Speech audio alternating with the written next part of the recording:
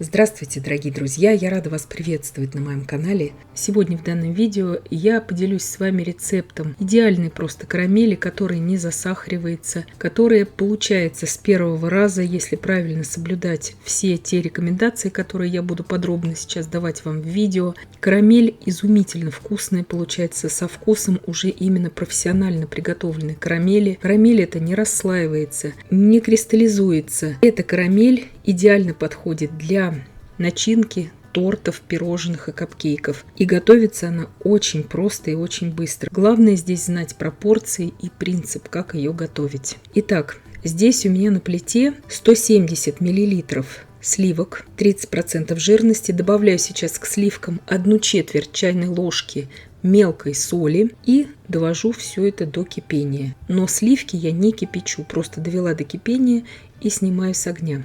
Также можно брать сливки и 33% жирности. В кастрюле у меня 100 грамм глюкозного сиропа. Добавляю к сиропу я 170 грамм сахара.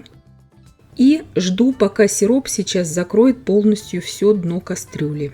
Кастрюлю берем, естественно, только с толстым дном и желательно повыше, потому что вся эта масса сейчас будет брызгаться. Кастрюля у меня 20 сантиметров в диаметре. Вот это важно. То есть, если особенно вы новичок, берите кастрюлю более широкую, чтобы удобнее вам было сразу работать. И вот заметьте, как только у меня полностью закрылось все дно кастрюли сиропом, я сразу же перемешиваю сироп с сахаром. Вот это нужно сделать обязательно в этом рецепте. Иначе, если когда мы готовим, допустим, карамель без глюкозного сиропа, мы даем сахару полностью спокойно плавиться, здесь это не работает, потому что сахар будет проникать на дно кастрюли, вот в этом случае, если его не перемешать, и будут такие подгорающие места, очень некрасивые, и они дадут даже привкус жженого сахара потом. Вот это нам никак не нужно. Сейчас я даю всему сахару полностью разойтись в сиропе. И периодически перемешивая, даю всей этой массе дойти до нужной мне колеровки, то есть до такого очень приятного золотистого цвета. Периодически просто перемешиваю, ничего вот так вот со стеночек кастрюли я не собираю. То есть меня здесь все это устраивает. Я не собираю кисточкой смоченной, допустим, в воде, как иногда мы это делаем, со стеночек кастрюли, вот эти вот остатки какие-то сахара. Ничего я здесь об этом не забочусь. Вот здесь главное дать спокойно нагреваться этой массе. То есть к тем действиям, которые мы привыкли именно делать при приготовлении карамели просто на сахаре, здесь совершенно другая методика. То есть спокойно все это варится, плавится, и особо мы не тратим никаких усилий, чтобы готовить именно эту карамель. Благодаря глюкозному сиропу. Сразу говорю, глюкозный сироп здесь заменять ничем нельзя. Инвертный сироп, там тоже будут другие пропорции. Есть у меня на инвертном сиропе отдельный рецепт, я вам ссылочку оставлю в описании к данному видео. Здесь нам нужен глюкозный сироп 43%, он продается во всех кондитерских магазинах, на всех маркетплейсах, стоит недорого совсем, хранится долго, его просто можно всегда держать дома. Вот смотрите, сейчас, спустя 4 минуты, у меня слегка начинает коричневеть эта масса. То есть просто нужно запастись терпением. Вот так уже все это выглядит спустя 5 минут примерно нагревания. Это на среднем огне я нагреваю. Техника у всех разная, кастрюли у всех разные. То есть я рассказываю про свою именно плиту. Вы же смотрите по вашей технике. И вот когда у меня прошло уже примерно 6 минут, я вот так периодически перемешиваю это все, у меня масса уже достигает вот такого красивого золотистого цвета, такого светлого меда. Вот это нам уже и нужно. Вот он этот цвет. Темнее здесь допускать цвета не нужно. То есть вот такой цвет у нас должен остаться у этой массы.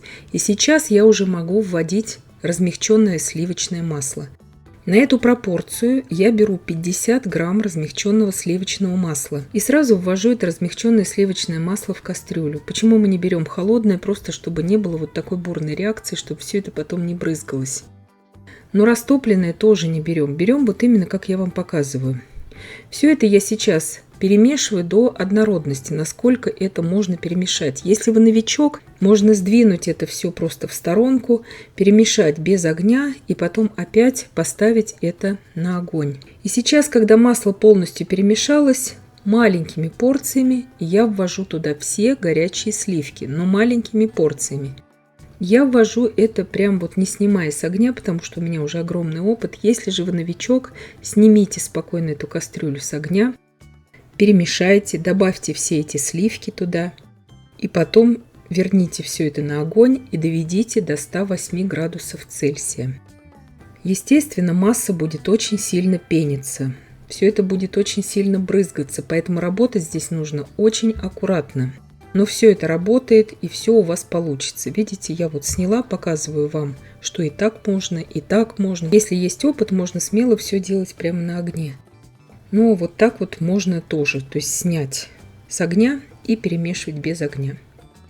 Сейчас полностью, когда вмешались у меня все сливки, я отправляю эту кастрюлю обратно на огонь и довожу всю эту массу до 108 градусов Цельсия, пожалуйста, не выше, потому что чем выше будет у нас температура карамели, тем гуще она будет становиться, и потом, когда она у вас уже остынет полностью, хотя бы даже до комнатной температуры, очень густая карамель, она у вас просто превратится в ириску, как бы правильно вы ее не готовили. То есть влага у вас будет постоянно испаряться из изделия, и это нам совершенно не нужно.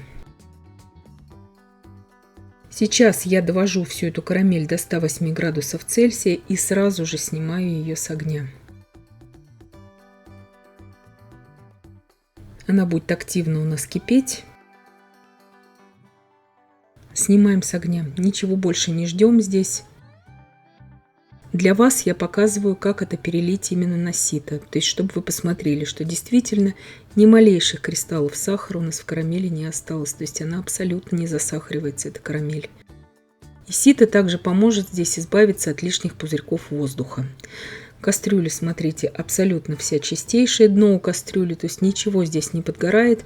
Главное следовать всем рекомендациям, которые я даю здесь в видео, и все у вас сразу получится, даже если вы вообще никогда в жизни не варили карамель. То есть по этому рецепту получается идеальная, профессиональная на вкус уже сваренная карамель. Сейчас я оставлю ее при комнатной температуре остывать просто на ночь. Накрою просто блюдцем, и она у меня будет в спокойных условиях остывать. В кухне на тот момент, когда я снимала видео, было плюс 18, максимум 19 градусов Цельсия, поэтому у меня в кухне было холодно, можно так сказать, и карамель остывала очень-очень быстро. Идеальная карамель, нигде она не засахарилась, она не отслаивается, то есть однородная, красивая очень консистенция. Карамель эту можно хранить в стеклянной посуде, в холодильнике, она будет храниться пару недель в герметично закрытом контейнере, и ничего с ней абсолютно не будет. И вы можете ее использовать потом для различных ваших изделий. Вот это количество карамели подходит идеально для наполнения торта 20 сантиметров в диаметре и примерно 10 сантиметров в высоту. То есть я вам показываю такой стандартный тортик. Накрываю сейчас крышкой и оставляю на ночь остывать. Итак, прошла у меня сейчас ночь. Карамель полностью остыла в естественных условиях. Я ее расшевелила. Вот так она уже выглядит в полностью остывшем виде. И таким образом она идеально из кондитерского мешка наносится потом на торт, уже на коржи для торта.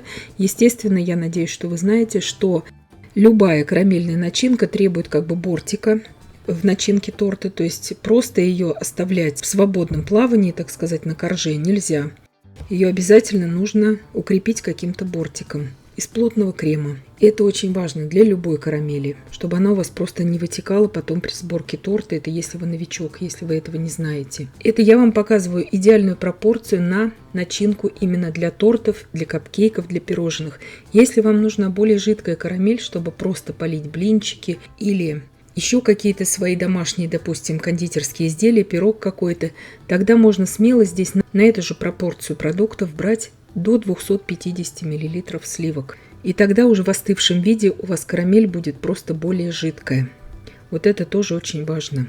И также, если вы для торта, допустим, для начинки хотите более жидкую карамель использовать, тогда берите просто смело, допустим, 200 мл сливок на это же количество сахара и глюкозного сиропа с маслом. Это уже все на ваше усмотрение. И я надеюсь, что видео было полезным и познавательным. Подписывайтесь на мой канал, ставьте лайки, пишите комментарии. Я всем желаю больших успехов и до встречи в новых видео.